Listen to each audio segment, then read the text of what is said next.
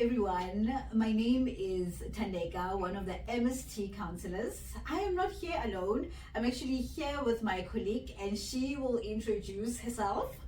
Yes, thank you, Thandeka. My name is Dineo. I'm also one of the MST counselors, and thank you for sharing this space with us, and thank you for being part of our conversation. Yes, you are right. And we are just having, a conversation.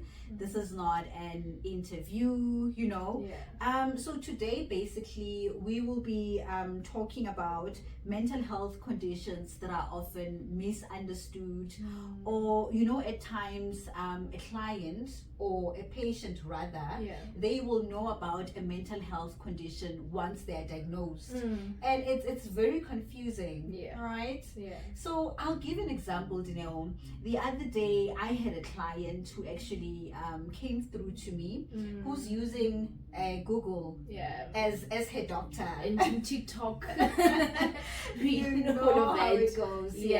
So she's been involved in a car accident 6 months ago, but luckily she's okay now, right? She has healed. However, whenever she gets into her car, she explained that she feels like the accident is happening again, and she would often experience, or rather have, nightmares about the same accident. She would experience symptoms like her heart would race, she would sweat, a lot. So she came to me and she said that is actually complex post-traumatic stress disorder. What do you think? Self-diagnosis. We have to be very careful in diagnosing ourselves because these things are very serious and deep. But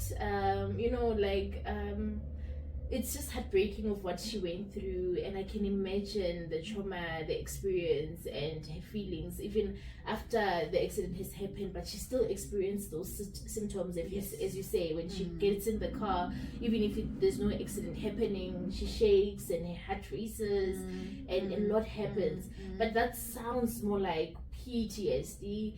Sounds nothing like CPTSD, but Oh, so do you know what is PTSD? Post-traumatic stress disorder. So often, when do people experience it? So PTSD basically is a person who experiences trauma, and it's an effect that happens after trauma that experience happened, and then they are reliving it, or they have like paranoia, the fear of that experience might happen again. So it's just like after I've experienced something traumatic and then it has passed, but then I still live in the phase or in the element of it might happen again. It might happen again. So that fear and paranoia, that's what leans us more to the PTSD side. Please, ladies and gentlemen, remember to actually seek for help, should you experience something as traumatic as that. And even if you don't understand what is happening, you don't necessarily have to experience something that is severe, because often what I have seen is that people would experience something, or they would feel that something has changed. I feel like something has changed. My sleeping patterns have changed, and although I don't really or necessarily understand what is going on, and I would just sit there, lock myself in the room, which is not the best option. I mean, nowadays we even have online sites that are offering counseling. Exactly. Right? Like MST, and this is the reason why we're also having this conversation today. It's just to create a conversation regarding mental health awarenesses, mental health illnesses or disorders that are there or overlooked, like Thandeka just said with us. And we would love to see more of this conversation happening, whether at church, with your friends, at home, with families, so that we don't get to a point where people only start figuring out what's happening to them when they are diagnosed or when they see a doctor, you know. So people don't know when to seek help, not because of they don't know how to seek help, or they don't know because they don't even know there's this thing that exists. There's such thing like trauma that exists, or how it plays out, what happens to a person, what it looks like. So they don't even know when is the right time to ask for help, because of they don't even know that this is not normal. Of course. So now now that my client has mentioned CPTSD, I would like us to go further into that. What is that? So PTSD stands for complex post-traumatic stress disorder. So it stems from the PTSD that we all know, but the only difference is the C in the beginning for complex. So in simple terms, so if we unpack it as word by word, the C, complex, meaning is like repeated events. So in short terms, like different parts.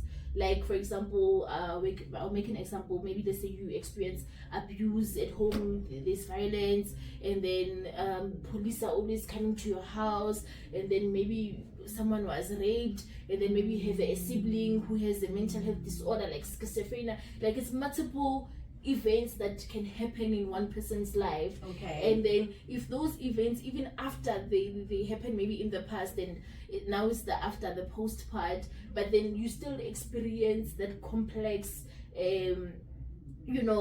symptoms of the complex PTSD, so it's even long term.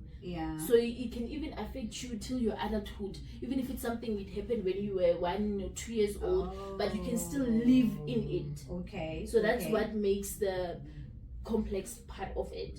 So that's the difference between PTSD and the CPTSD.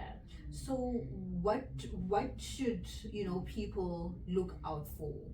Say for example, how do I know that this is definitely CPTSD? So basically the first simplest way I could put it is that how your way of living is. So people who have like CPTSD, their way of living is not organized. I would put it in that term. So there's a disturbance. Something is disturbing your whole being. So your emotion, how you regulate your emotions, how you interact with relationships, how you respond to situations, how you take stress, or every element of your being is kind of disturbed or affected, and not because it's not who you are, it's just there's a disturbance. That's why I'm using the word disturbance, because of something is impacting all of those elements, and it happens for a long time. And also another thing that makes it a little bit more complex, this CPTSD is hard for, like, it's a trauma that is difficult to escape from you. And sometimes it may seem impossible. It's like it's almost like every day you're living in this trauma. You might be sitting down and then someone says something and you start shaking, and you don't know why. You might get to work and already you're overperforming. Some people are people pleasing. It's a lot. Very, very interesting. Unfortunately, we don't have a lot of time. There is a lot to unpack, but please remember that should you feel that you are experiencing the symptoms that Dineo spoke about, seek professional help. Don't self-diagnose or use Google, Dr. or TikTok. So now the last part, I would like us to talk more about the symptoms.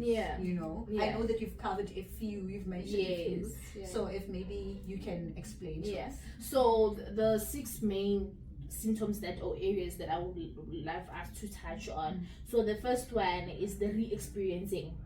So the process of you re-experiencing the trauma. So even if the trauma is no more there, you can still have the flashbacks of the trauma. You can become in a situation that you relive the trauma as if it's happening, still happening.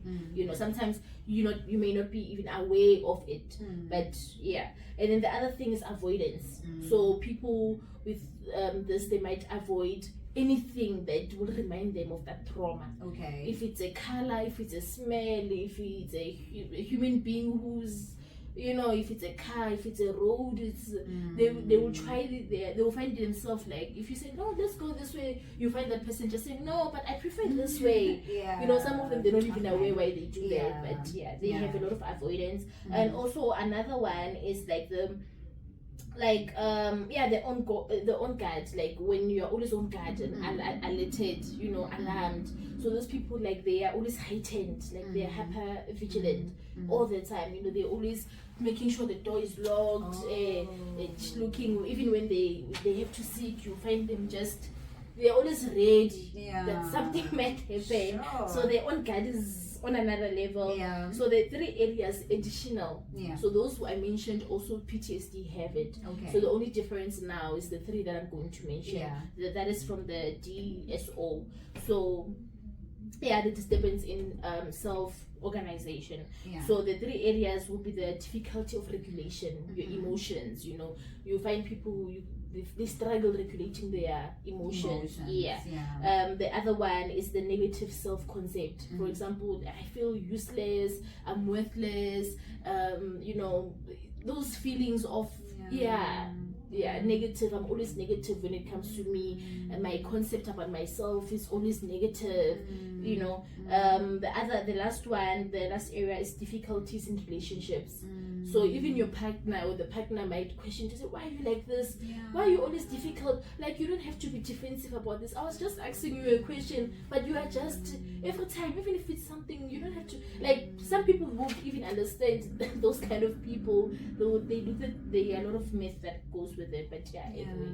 So they struggle with relationships. Even maintaining relationships. They just struggle. They don't have like a, they struggle. Oh, thank you so much, Dineo. I wish that we could go on and on. But It's a unfortunately, lot. we can't. We just wanted to highlight, you know, some of the mental health conditions that are overlooked or misunderstood, because we know that, you know, whenever something is wrong, someone would say, it's depression, it's anxiety or burnout, and there might be actually more to that. So thank you so much, Dineo. Thank you. And one last thing is that also, like, according to the stats, also in South Africa, if you look at the South African context, every state speaks to PTSD, but almost no state talks about the CPTSD. So you won't find anything that to say this number of people experience this, but you will find they go to lot, right? So it's not even 100% there as much as we would want to. So it's there, however, is not covered as much as PTSD is covered, or other disorders are covered. And that is why it's one of the important disorders that we're bringing it into light today. That did you know there's this disorder? Thank you so much, Dineo. Thank you so much, Thandeka. Thank you so much. We have come to an end of our conversation. Until next time, goodbye.